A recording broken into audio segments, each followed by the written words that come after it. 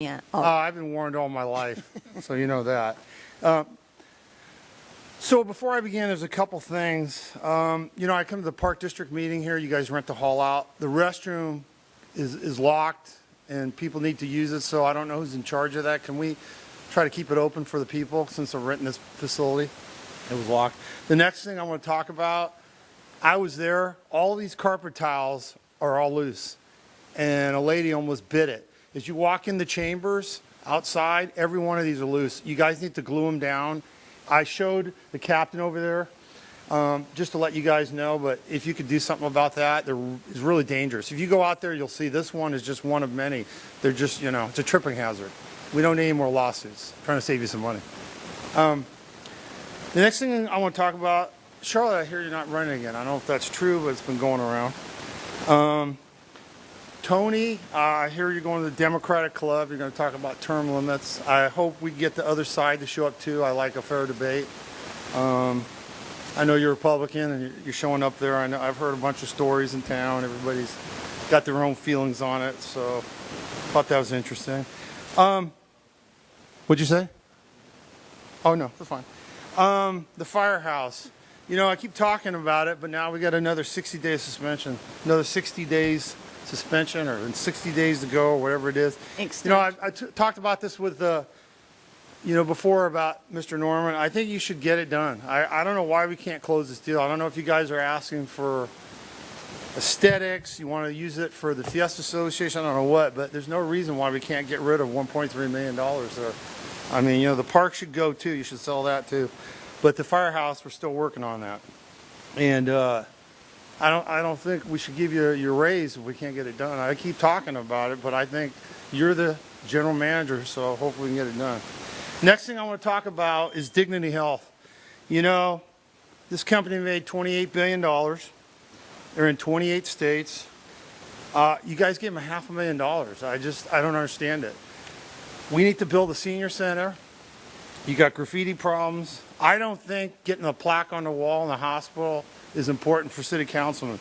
I don't think it's important that when seniors have paid their taxes for years, or if you're a family member, you can't have a baby in town because they've closed the neonatal ward. I don't think giving a company that makes millions of dollars, $500,000, is in your best interest or the citizens' best interest. I think it's wrong. I think somebody should talk about it. I think it's, there's people who have problems all the time that come here who have street problems, and I think we could do better with that $500,000. And I think if Dignity Health had dignity, they would not accept that money and give it back to the city because they can spend it in a lot better places. That's the taxpayers' money. Thank you. Thank you. Is there anybody else who'd like to speak to the City Council? Please turn in your card to the City Clerk and just pull the mic down and state your name for the record. And good evening, Terry Bray, Lamplighter Mobile Home Park, Camarillo. I'm here to make a couple comments in regards to what was said, not only at the last City Council meeting, but some things that came to mind.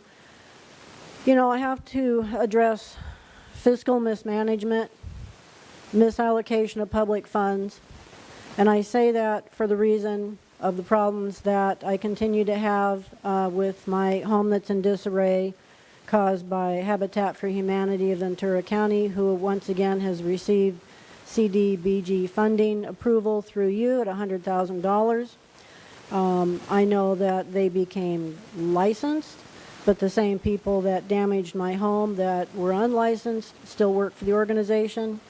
Mr. Dwyer is no longer the CEO of Habitat of this chapter, probably because his mismanagement cost Habitat close to $100,000 in litigation when I had my suit against them and you.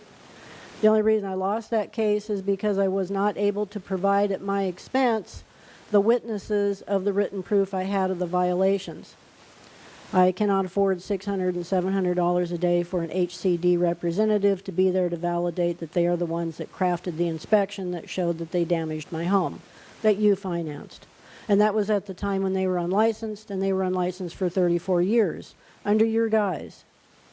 You didn't do your homework. That's a misappropriation of public funds. It's negligent, and it shouldn't continue. I've been ignored.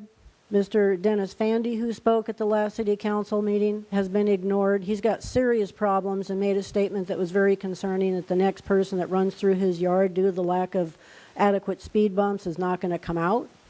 I don't know if you really thought about that statement. Mr. Morgan would like to thank you for thanking Habitat for the work they did at Casa del Norte in 2014, which I believe the city paid $240,000 for that work.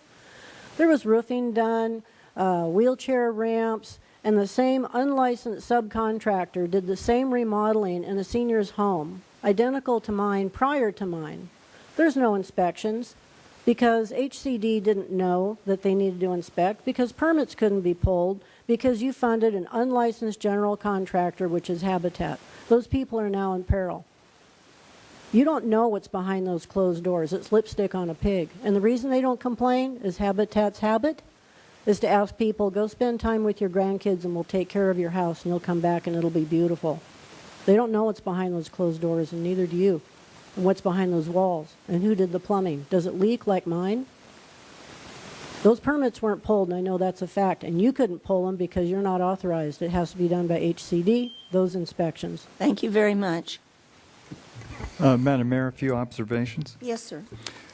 First of all, on the $500,000 for the cath lab, I think what's missing in Mr. Lorimer's characterization of that gift is that the majority of the people that will benefit from the use of the cath lab are in fact seniors.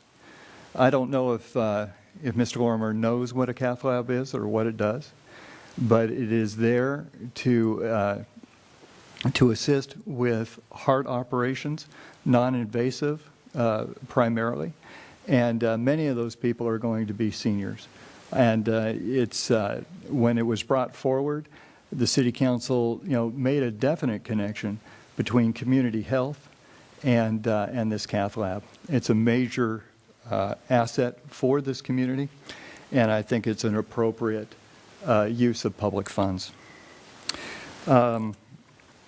Ms. Bray said that Dennis Fandy has been ignored.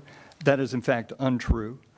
We will be hearing the issue of the problems at Lantana & Co. at Streets and Transportation Committee next week.